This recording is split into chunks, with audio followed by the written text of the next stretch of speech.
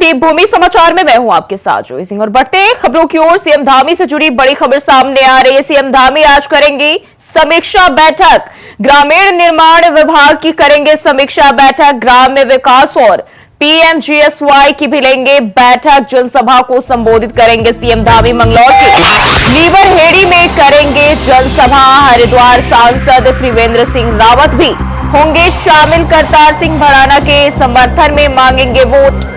केंद्रीय मंत्री जयंत चौधरी भी रहेंगे मौजूद। तो ये जानकारी देहरादून से जनसभा को संबोधित करेंगे सीएम धामी और ग्रामीण विकास और पीएमजीएसवाई की भी समीक्षा बैठक लेंगे।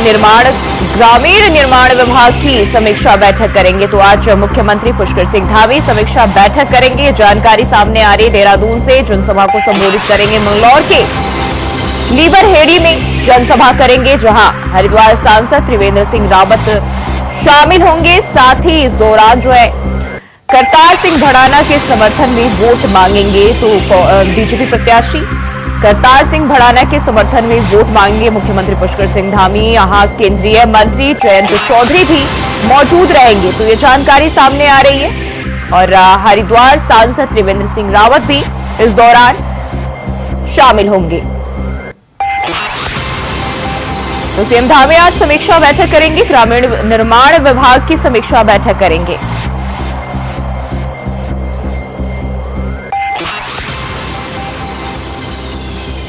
और इसी खबर पर ज्यादा जानकारी के साथ अभय कैंथुरा हमारे सहयोगी हमारे साथ जुड़ गए हैं। अभय, मुख्यमंत्री पुष्कर सिंह धामी आज मंगलौर में जाएंगे, जनसभा करेंगे और कई बैठक भी करने वाले, कई विभागों की समीक्षा बैठक, क्या जानकारी मिल रही है?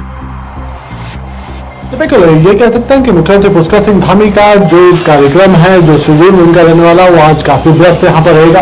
पहले अब से कुछ देर में मुख्यमंत्री पुष्कर सिंह धामी सचिवालय में ग्राम्य विकास विभाग की समीक्षा बैठक यहाँ पर करेंगे।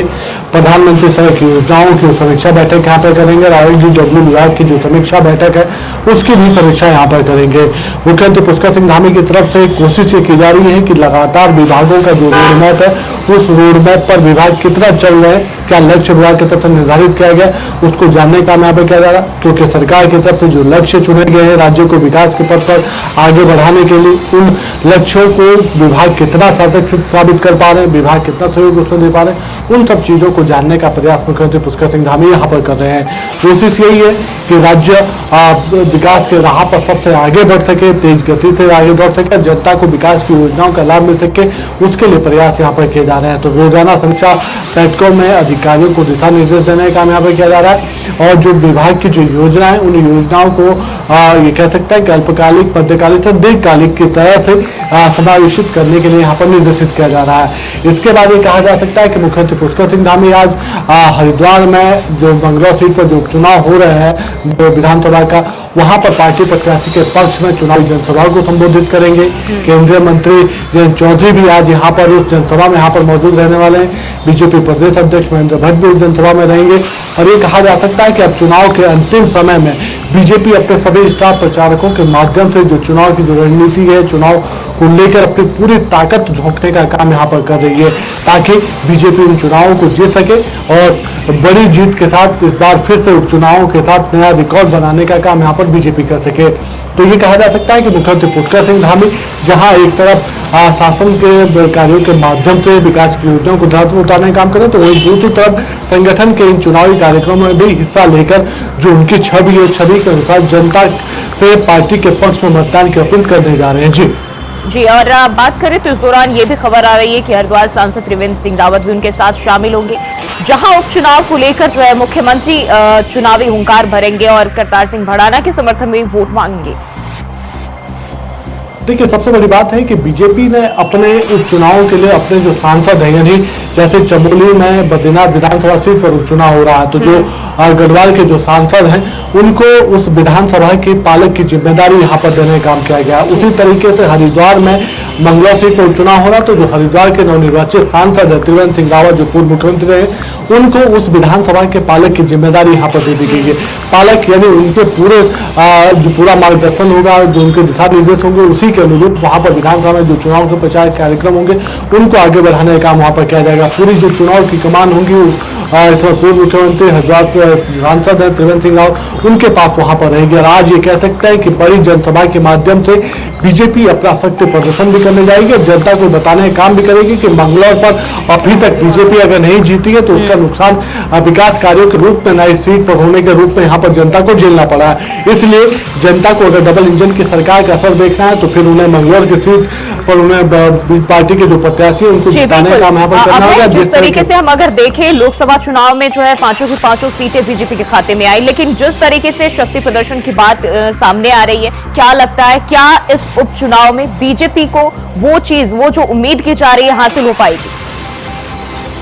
देखिए, अभी तक ये कह सकते हैं कि मंगलौर की सीट पर कभी भी बीजेपी को जीत हासिल नहीं हुई है। इसलिए बीजेपी इस उपचुनाव के माध्यम से उससे अपने पुराने जो रिकॉर्ड है उस रिकॉर्ड को सुधारना चाहती है। जो चुनाव की जो मिथक मंगलौर में रही, उन मिथक को तोड़ने का काम यहाँ पर करना चाहती है। बीजेपी ने यहाँ पर पार्टी के ये कह सकते हैं कि एक ऐसे प्रत्याशी को चुनाव मैदान में उतारा जिसका उत्तराखंड की राजनीति से ज्यादा संपर्क नहीं रहा है, लेकिन जिस प्रकार के वो नेता कहे जाते हैं तो ये कह सकते हैं आगे भी आपसे अपडेट लेते रहेंगे।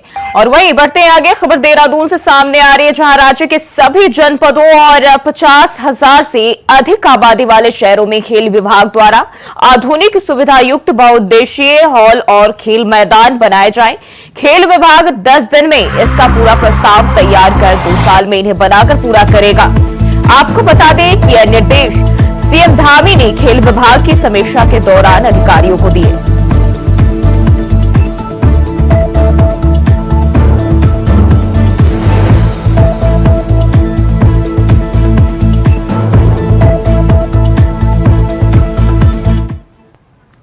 और एक खबर देहरादून से है जहां उत्तराखंड पेयजल निगम में बाहरी प्रदेश से आरक्षण में आए असिस्टेंट और जूनियर इंजीनियर्स को शासन स्तर से निष्कासित किया गया है। इस बात को लेकर उत्तराखंड पेयजल निगम के महाप्रबंधक एसके बर्नवाल ने कहा कि उत्तराखंड बनने के बाद साल 2005 में पेयजल निगम में सहायक और कनिष्ठ अभियंताओं की भर्ती हुई थी, जिसमें से कुछ लोग बाहरी प्रदेश के लोग सामान्य श्रेणी से और कुछ लोग आरक्षण से आए थे।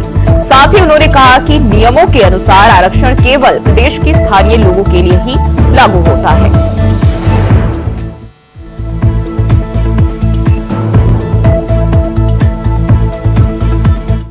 बनने के बाद पेयजल निगम में 2005 में भर्ती हुई थी सहायक एवं और कनिष्ठ अभियंताओं की। तो उसमें से कुछ लोग बाहर के भी आए थे, बाहर में कुछ सामान्य श्रेणी से आए थे और कुछ रिजर्वेशन के थ्रू भी आए थे। सामान्य नियमों के अनुसार सामान्य श्रेणी किसी अदर स्टेट वाले आ सकते थे, लेकिन रिजर्वेशन केवल उत्तराखंड वालों के लिए ही लागू था। तो उन्होंने रिक्रूटमेंट के समय अपने फॉर्म फिलअप किए थे, लेकिन जो रिक्रूटमेंट करा रहे थे विभाग के जो भी कमेटी बनी हुई थी उनको पेपर जांच करनी चाहिए थे, जिसकी प्रॉपर जांच नहीं होने की वजह से उनके वो रिक्रूट हो गए, उनकी भर्ती हो गई, जिसकी शिकायतें बाद में हुआ, लगभग 2018-19 में हुआ था। फिर शासन स्तर से जांच बैठाई गई थी। बैठाई में ये उनको सत्यता देखा गया था कि चूंकि ये बाहर के थे उनको आरक्षण का लाभ नहीं मिलना था, लेकिन दिया गया। तो शासन ने निर्णय लिया गया शासन द्वारा कि भाई चूंकि बाहर के थे उनको लाभ नहीं मिलना था, इसलिए उनके आदेश आए कि इनके निष्कासन की कार्रवाई निगम अपने स्तर से करे। और वहीं भगवान शिव का प्रिय महीना सावन आगामी 22 जुलाई सोमवार से शुरू होने जा रहा है। ऐसे में सरकार और पुलिस प्रशासन ने 4 धाम यात्रा के बीच अब कांवड़ यात्रा को लेकर भी कमर कस ली है। बता दें कि कांवड़ यात्रा में किसी प्रकार की अनहोनी से बचने के लिए इमरजेंसी सेवा के तहत आने वाले फायर ब्रिगेड टीम ने अपनी तैयारी पूरी कर ली है। वहीं फायर ब्रिगेड के अधिकारी वीवी यादव ने बताया कि 4 धाम यात्रा के दौरान ऋषिकेश बस अड्डे पर हमारी एक यूनिट तैनात है और 24 घंटे अपनी सेवा दे रही है। साथ ही बताया कि कांवड़ यात्रा के लिए हमारी 3 यूनिट, एक नटराज चौक पर, दूसरी यूनिट ITPL में और तीसरी यूनिट थाना रायवाला में 24 घंटे आपातकाल से निपटने के लिए तैनात रहेगी।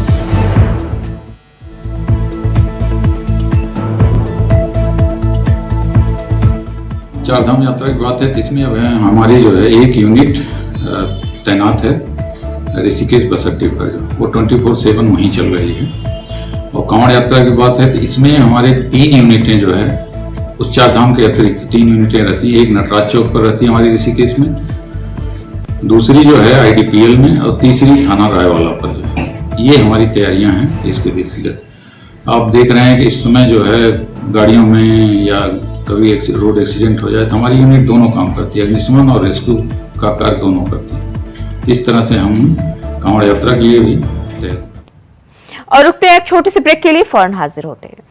ब्रेक के बाद स्वागत है आपका और बढ़ते हैं खबरों की ओर। हल्द्वानी में मौसम विभाग की चेतावनी सच साबित हो गई है।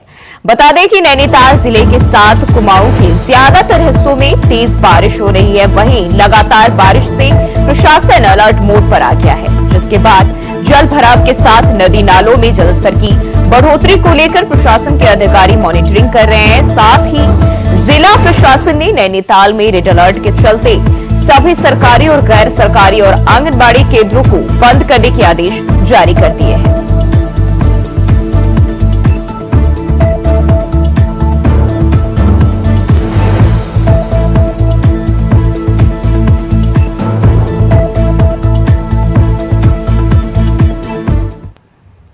और उत्तराखंड में बारिश का सितम जारी है। ऐसे में मानसून को लेकर प्रशासन अपनी तैयारियों में जुटा हुआ है। मानसून की तैयारियों को लेकर नैनीताल डीएम वंदना सिंह ने बताया कि बरसात के दिनों में जिला प्रशासन 24 घंटे अलर्ट मोड पर काम कर रहा है। इसके साथ ही उन्होंने यह भी बताया कि आपदा के लिए जिले में टीम गठित की गई है, जो 24 घंटे अलर्ट मोड पर काम कर रही है, जिसे जिले के सभी तहसीलों में कंट्रोल रूम बनाया गया है। इसके लिए टोल फ्री नंबर भी जारी किया गया है और आपदा से प्रभावित होने वाले लोगों के लिए एक प्रभावित राशि तय की गई है और उन्हें वह राशि 24 घंटे के अंदर दी जाती है।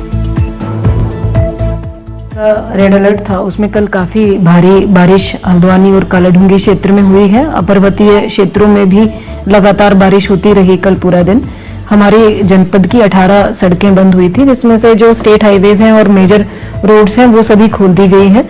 अभी वर्तमान में हमारी 10 से 12 ग्रामीण सड़कें हैं जो बंद हैं। इसके अलावा आज जो प्रशासनिक टीमें हैं उनको निर्देशित किया गया है कि जो लोगों के घरों में जलभराव से नुकसान हुआ है या किसी प्रकार का अन्य कोई मलबा या कचरा आने की वजह से कोई हानि डैमेज हुए हैं, उसमें जो भी आपदा नियमों के अंतर्गत अनुमन्य राहत सहायता बनती है उसको 24 आवर के अंतर्गत वितरित करवाया जाएगा सभी प्रभावितों को। और इसके अलावा जो सरकारी संपत्तियों के भी जो सड़कों में मलबा आने की वजह से जो टूट फूट इत्यादि के डैमेज हुए हैं उनको विभाग अपना असेसमेंट करेंगे और तात्कालिक रूप से रिपेयर करने की कार्रवाई। तो बरसात को लेकर जो है प्रशासन अलर्ट मोड पर है और जिस तरीके से बात करें बारिश हो रही है, वैसे पूरे उत्तराखंड में 24 घंटे अलर्ट मोड पर काम हो रहा है। और इसी खबर पर ज्यादा जानकारी के साथ अमित हल्द्वानी से हमारे साथ जुड़ गए हैं। अमित, जिस तरीके से बारिश हो रही है, उत्तराखंड के सभी क्षेत्र जो है इस बरसात से प्रभावित हैं, क्या खबर है, क्या जानकारी? उत्तराखंड में बारिश का दौर लगातार बना हुआ है और उसी के तहत यहाँ बात की जाए तो जो कुमाऊं के सभी 6 जिले हैं वहां पर लगातार मौसम का जो यहाँ पर मिजाज है वो बदल चुका है। और पूरी तरीके से बात की जाए तो यहाँ पर जो नैनीताल जिला है, नैनीताल जिले में क्योंकि पिछले 3 दिनों से रेड अलर्ट जारी किया गया था और यहाँ पर जो पिछली बारिश हुई थी उस पर भी खासा असर यहाँ पर देखा गया था बारिश को लेकर के। और आज की अगर बात की जाए तो सुबह देर सुबह से यहाँ पर बारिश का दौर लगातार जारी है और बारिश की जो तीव्रता है तो अपने आप में काफी है। और साथ ही जो तेज हवा का दौर है वो भी चल रहा है, तो जो राहगीर हैं यहाँ पर उनको काफी दिक्कतों का सामना करना पड़ा। वहीं बात की जाए तो प्रशासन की तरफ से लगातार तेज बारिश के चलते यहाँ पर मॉनिटरिंग लगातार की जा रही है और खुद जो डीएम वंदना सिंह है नैनीताल की डीएम, उनकी तरफ से लगातार यहाँ पर मॉनिटरिंग की जा रही है। और जो पिछली बारिश में जो नैनीताल जिले के अंदर जो नुकसान हुआ था और हल्द्वानी के आसपास के क्षेत्रों में, तो उसका आकलन करके अमित, जिस तरीके से बात करें मानसून के पहले ही बताया जा रहा था कि तैयारियां की जा रही है, लेकिन तैयारियां जो है कितना उस पर उम्मीदों पर खरी उतर पाई है, क्योंकि अभी भी बारिश के चलते लोगों का हाल बेहाल है। अभी क्या तैयारियां देखी जा रही? देखिए, जिस तरह की बात की जाए तो मानसून सत्र यहाँ पर मानसून सीजन शुरू होने से पहले प्रशासन की तरफ से लगातार बैठकों का दौर जारी था और जिला प्रशासन लगातार इसमें बैठक करके लगातार उन सभी जगहों पर उनके द्वारा कार्य किया जाता है जहाँ पर लगातार जो दिक्कतें हैं वो देखने को मिलती है पिछले कुछ समय से। तो अगर नैनीताल जिले की बात करें तो यहाँ पर नैनीताल जिले के अंदर कुमाऊं का मुख्य द्वार हल्द्वानी जो शहर है वहां पर लगातार क्योंकि यहाँ से जो ट्रैफिक का जो लोड है वो काफी रहता है, पर्यटकों का पर्यटक सीजन है तो प्रजों का आना जाना रहता है, तो उसको लेकर के ड्रोनेज की सिस्टम, ड्रोनेज की दिक्कतें यहाँ पर ना हो, उसको लेकर के लगातार कार्रवाई की जाती। नगर निगम की जो तमाम टीमें ड्रोनेज को लेकर के कार्य कर रही थी। कई आपदा मत में यहाँ पर जो यहाँ पर धनराशि आई थी, उसके तहत कई जो बड़े नाले थे, यहाँ कच्चे नाला की बात की जाए, कच्चे नाला की बात की जाए, वहां पर लगातार कार्य किया जाता। नैनीताल जिले के अंदर तमाम सड़कें ऐसी थी जहाँ पर लगातार जो चिन्हित की गई थी, जो अति संवेदनशील मानी गई थी, जहाँ पर लगातार भूस्खलन के होने के कारण यहाँ पर रोड बाधित होती थी, उन सभी को चिन्हित करके यहाँ पर लगातार। बिल्कुल अमित, बहुत बहुत शुक्रिया जानकारी साझा करने के लिए। तो 24 घंटे अलर्ट मोड पर जो है काम हो रहा है, डीएम का ऐसा कहना है। और मानसून को लेकर टीमें भी बनाई गई है जो पूरी तरह 24 घंटे अलर्ट मोड पर, तैयारियां जो है लगातार जारी है। और वहीं बढ़ते आगे खबर हल्द्वानी से है, जहां जल भराव की वजह से काफी नुकसान हुआ है। दर्जनों घर जलमग्न हो गए, वहीं लोगों का राशन और सामान भी खराब हो गया। ऐसे में जिला प्रशासन अब नुकसान का आकलन कर सहायता राशि बांटने में जुट गया है। एसडीएम परितोष वर्मा ने बताया कि सभी क्षेत्रों में पटवारी नुकसान का आकलन कर रहे हैं। बरसात से लोगों को हुए नुकसान का मुआवजा दिया जा रहा है। हल्द्वानी और लाल कुआं क्षेत्र में अब तक 100 से अधिक लोगों को आपदा मद से मुआवजा बांटा गया है।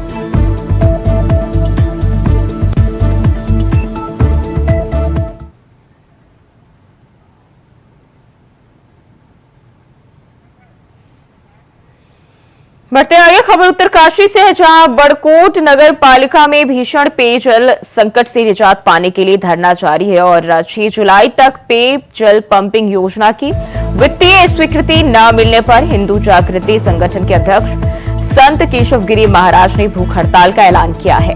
वहीं आंदोलनकारियों ने अनिश्चितकालीन धरने की चेतावनी दी। आपको बताते चले कि यमुनोत्री धाम का मुख्य पड़ाव नगर पालिका बड़कोट पिछले 4 महीने से भीषण जल संकट से परेशान है।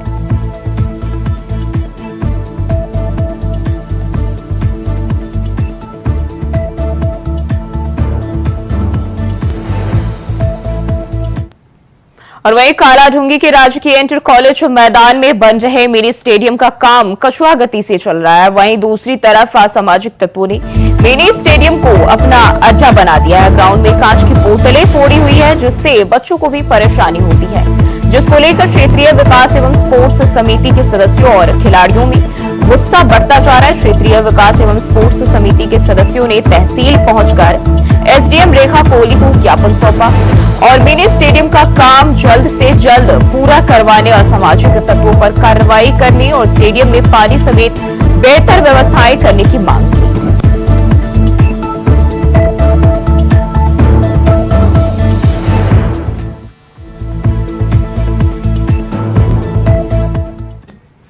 और खबर हरिद्वार से, जहां हाथरस की घटना के बाद हरिद्वार जिला प्रशासन भी सतर्क हो गया है। हरिद्वार में चलने वाले सत्संगों और भागवत कथाओं की परमिशन को लेकर डीएम धीराज सिंह गर्ब्याल ने सख्ती करने के आदेश दिए हैं। डीएम ने कहा कि हरिद्वार में धार्मिक आयोजनों के दौरान किसी तरह की अनहोनी ना हो, इसके लिए परमिशन के दौरान दिए जाने वाले एसओपी का पालन करना जरूरी है। साथ ही जितनी भीड़ जुटाने की अनुमति दी गई है, उससे ज्यादा भीड़ कार्यक्रम स्थल पर ना जुटे।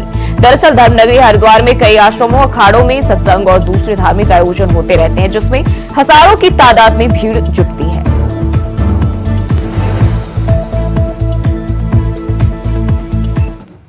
और देवभूमि समाचार में फिलहाल के लिए बस इतना ही। खबरों के लिए बने रहिए इंडिया वॉइस के साथ।